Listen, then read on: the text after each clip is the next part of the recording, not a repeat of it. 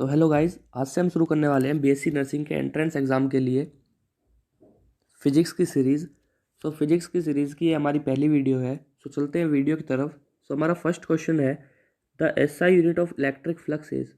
Electric flux की SI unit है newton metre square per coulomb, newton newton coulomb per metre square, newton metre square per coulomb square, या newton per coulomb metre square.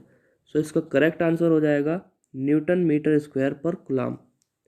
ये इसका correct answer है। चलते हैं question number second की तरफ। Question number second is, the electric field at a point is. किसी एक पॉइंट पर इलेक्ट्रिक फील्ड होता है always continuous continuous if there is no charge at that point. अगर उस पॉइंट पर कोई चार्ज ना हो तो कॉन्टिन्यूस होगा। Discontinuous if there is a charge at that point. अगर उस पॉइंट पर कोई चार्ज है तो इलेक्ट्रिक फील्ड डिसकॉन्टिन्यूस हो जाएगा। या both B and C are correct, यानी कि डिसकॉन्टिन्यूस हो जाएगा अगर कोई चार्ज है उस पॉइंट पर, और कॉन्टिन्यूस रहेगा अगर कोई चार्ज नहीं है उस पॉइंट पर। ये दोनों ही ठीक है। इसका करेक्ट आंसर है बोथ बी एंड सी, यानी वो कॉन्टिन्यूस भी रहेगा अगर वहाँ पे कोई चार्ज नहीं है तो, और वो डिसकॉन्टिन्यूस हो जाएगा अगर वहाँ पर कोई चार्ज आ गया उस पॉइंट पर। चलते हैं नेक्स्ट क्वेश्चन की तरफ। Question number third is, the force per unit charge is known as. जो फोर्स पर यूनिट चार्ज होता है वो कहलाता है electric flux, electric field, electric potential और इलेक्ट्रिक करंट। इसका करेक्ट आंसर है इलेक्ट्रिक फील्ड। हमारा फोर्स पर यूनिट चार्ज कहलाता है electric field. Now question number four is, object में एक्वायर एज एक्सिस और deficiency of charge by. Object में charge की एक्सिस और डिफिशियंसी हो जाएगी अगर इलेक्ट्रिक फोर्स से, बाय हीटिंग, बाय शेकिंग और बाय रबिंग। इसका करेक्ट आंसर है बाय रबिंग। अगर हम ऑब्जेक्ट को रब करते हैं तो उसमें चार्ज की एक्सिस और डिफिशियंसी हो जाएगी। Question number five is, electric field line provide information about. Electric field lines information provide करवाती हैं अबाउट फील्ड स्ट्रेंथ के, डायरेक्शन के, नेचर ऑफ चार्ज, या ये सभी। इलेक्ट्रिक फील्ड चार्ज हमें इंफॉर्मेशन प्रोवाइड करवाता है इन सभी के लिए, यानी इलेक्ट्रिक फील्ड के लिए भी, डायरेक्शन के लिए भी, एंड नेचर ऑफ चार्जेस के लिए भी। Now question number six, the unit of electric dipole movement is. Electric dipole movement की यूनिट है न्यूटन, कूलम्ब, फैराड और डीबे। इसका करेक्ट आंसर है D by. Electric dipole movement की यूनिट है डी बाई। चलते हैं नेक्स्ट क्वेश्चन की तरफ। Question number seven is, the constant के इन Coulomb's law depends on.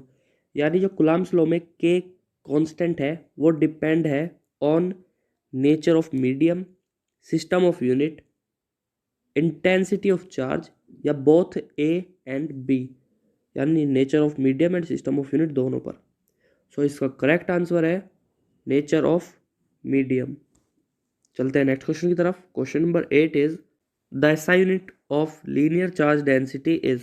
Linear charge density की एसआई यूनिट है coulomb metre, coulomb per metre, coulomb per metre square और कूलम्ब पर मीटर क्यूब। इसका correct answer है coulomb per metre. Now question number nine is, in a region of constant potential. Constant potential के region में the electric field is uniform, the electric field is zero, और there can be no charge inside the region. या option D both B and C, यानी both this are correct. इसका correct option हो जाएगा D, both B and C are correct. यानी एक constant potential के region में इलेक्ट्रिक फील्ड जीरो होता है और उस रीजन के अंदर कोई चार्ज नहीं होता। Now question number 10 is, in a parallel plate capacitor the capacity increase if. यानी पैरेलल प्लेट कैपेसिटर में कैपेसिटी इंक्रीज हो जाएगी अगर area of plate is decrease, plate के एरिया को डिक्रीज हो जाए, distance between the plate increase, plates के बिटवीन में डिस्टेंस इंक्रीज हो जाए, area of plate increase, plate का एरिया इंक्रीज हो जाए, या डाई इलेक्ट्रिक कॉन्स्टेंट डिक्रीज, या डाई इलेक्ट्रिक कॉन्स्टेंट डिक्रीज हो जाए। इसका करेक्ट आंसर हो जाएगा area of plate is increased, यानी प्लेट का एरिया इंक्रीज हो जाए। Now question number 11 is energy is stored in a capacitor and dissipated during charging a capacitor bear a ratio। यानी कि जो कैपेसिटर और डिसेप्टेड के अंदर जो कैपेसिटर को चार्ज करते हुए जो एनर्जी स्टोर होती है वो एक रेशियो बनाती है। वो रेशियो कितना है? 1:1, 1:2, 2:1 और 1:2। सो इसका करेक्ट आंसर है 2:1। 2:1 ये अपने बिटवीन रेशियो बनाते हैं। सो आगे बढ़ने से पहले हम आपसे कहना चाहेंगे, अगर आपने अब तक चैनल को सब्सक्राइब नहीं किया तो चैनल को सब्सक्राइब कर लें और बेल नोटिफिकेशन को ऑन कर लें ताकि आगे आने वाली वीडियोस के अपडेट्स आपको रेगुलरली मिलते रहें। तो चलते हैं क्वेश्चन नंबर 12 की तरफ। So question number 12 is 1 volt is equivalent to. 1 volt equivalent है newton per second, newton per coulomb, joule per coulomb और जूल पर सेकंड। सो इसका करेक्ट आंसर हो जाएगा joule per coulomb. So question number 13 is which among the following is an example of polar molecule. Polar molecule का example इनमें से कौन सा है? O2 है, H2 है, N2 है कि HCl है? सो इसका करेक्ट आंसर है HCl। चलते हैं नेक्स्ट क्वेश्चन की तरफ। Question number 14, which of the following is a dielectric. इनमें से कौन सा डाई इलेक्ट्रिक है? कॉपर, ग्लास, एंटीमनी जिसका फॉर्मूला होता है Sb या नन ऑफ दिस, इनमें से कोई भी नहीं। सो इसका करेक्ट आंसर है ग्लास। ग्लास एक डाई इलेक्ट्रिक है। Now question number 15 is the direction of flow of current through electric circuit is. Electric circuit के थ्रू जो करंट फ्लो होता है उसकी डायरेक्शन होती है from low potential to high potential, from high potential to low potential, does not depend upon potential value और current can not flow through circuit. कि जो करंट फ्लो होता है थ्रू इलेक्ट्रिक सर्किट वो लो पोटेंशियल से high potential की तरफ जाता है, हाई पोटेंशियल से लो पोटेंशियल की तरफ जाता है, कि वो डिपेंड नहीं करता पोटेंशियल वैल्यूज़ पर और सर्किट में करंट फ्लो ही नहीं होता। सो इसका करेक्ट आंसर है from high potential to low potential. Now question number 16 is in a Wheatstone bridge. Wheatstone bridge आपने पढ़ा था क्लास 12th में ही है। If a battery and galvanometer are interchange, यानी हम बैटरी और गैल्वेनोमीटर को इंटरचेंज कर दें, then the deflection in galvanometer will be. तो जो गैल्वेनोमीटर में डिफ्लेक्शन होगा वो चेंज इन प्रीवियस डायरेक्शन में चेंज हो जाएगा। नॉट चेंज नहीं होगा, सेम रहेगा। चेंज इन अपोजिट डायरेक्शन में चेंज हो जाएगा और नन ऑफ दिस, या इनमें से कुछ नहीं होगा। सो इसका करेक्ट आंसर है नॉट चेंज। यानी अगर हम बैटरी और गैल्वेनोमीटर को इंटरचेंज कर देते हैं तो गैल्वेनोमीटर का डिफ्लेक्शन चेंज नहीं होगा। Now question number 17 is which of the following velocity of electron determines the current in a conductor. यानी इलेक्ट्रॉन की वो कौन सी वेलोसिटी है जो किसी कंडक्टर के अंदर करंट को डिटरमाइन करती है। सो इसका करेक्ट आंसर हो जाएगा, options drift velocity only, thermal velocity only, both drift velocity and thermal velocity, neither drift nor thermal velocity.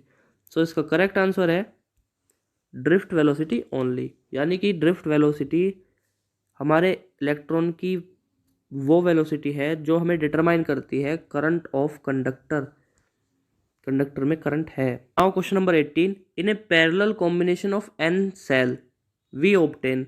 N cell के पैरेलल कॉम्बिनेशन से हम ऑब्टेन करते हैं more velocity, more current, less velocity और less current. So इसका correct answer है मोर current. चलते हैं नेक्स्ट क्वेश्चन की तरफ। So question number 19 is the electrical resistance of a conductor depends upon. Electrical resistance के कंडक्टर डिपेंड्स होते हैं on size of conductor, temperature of conductor, geometry of conductor या all of this, इन तीनों पे ही। सो इसका correct answer है all of this. यानी कि हमारा इलेक्ट्रिकल रेजिस्टेंस किसी कंडक्टर का वो साइज ऑफ कंडक्टर पर भी डिपेंड है, टेम्परेचर पर भी डिपेंड है एंड उस कंडक्टर की जियोमेट्री पर भी डिपेंड है।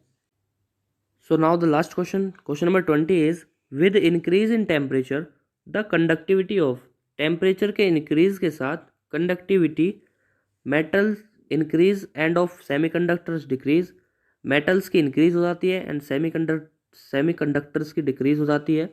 Option B, semiconductors increase and of metals decrease, semiconductors की इंक्रीज हो जाती है और मेटल्स की डिक्रीज हो जाती है। Option C, in both metals and semiconductors increase, यानी बोथ मेटल्स में भी और सेमीकंडक्टर्स में भी इंक्रीज होगी। और in both metals and semiconductors decrease, यानी मेटल्स में और सेमीकंडक्टर्स दोनों में ही डिक्रीज होगी। सो इसका करेक्ट आंसर है option number B, semiconductor increases and metal decreases, यानी कि टेम्परेचर के इंक्रीज के साथ सेमीकंडक्टर्स की कंडक्टिविटी इंक्रीज होती है और मेटल्स की कंडक्टिविटी डिक्रीज होती है। सो होप आपको वीडियो हेल्पफुल लगा हो। अगर हेल्पफुल लगा हो तो प्लीज़ चैनल को सब्सक्राइब करें और बेल नोटिफिकेशन को ऑन कर लें ताकि हमारी आने वाली रेगुलर वीडियोस का अपडेट आपको मिलता रहे।